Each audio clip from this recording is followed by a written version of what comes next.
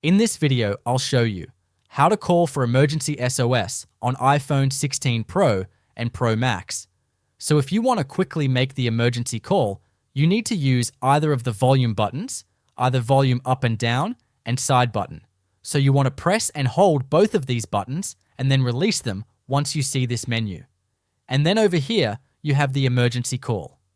You need to swipe SOS to the right in order to call emergency services. And of course, you can use both volume up and volume down, like I said.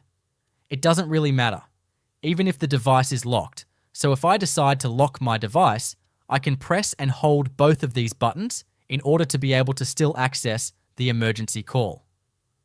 Now, in addition to that, you can go to Emergency SOS settings. So you want to open the settings app and then scroll down to Emergency SOS.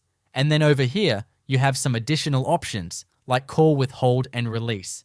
So if you continuously hold the side button and either volume button, a countdown begins and an alarm sounds. And after the countdown, if you release the buttons, iPhone will call emergency services. Then we can also turn on call with 5 button presses and also call quietly.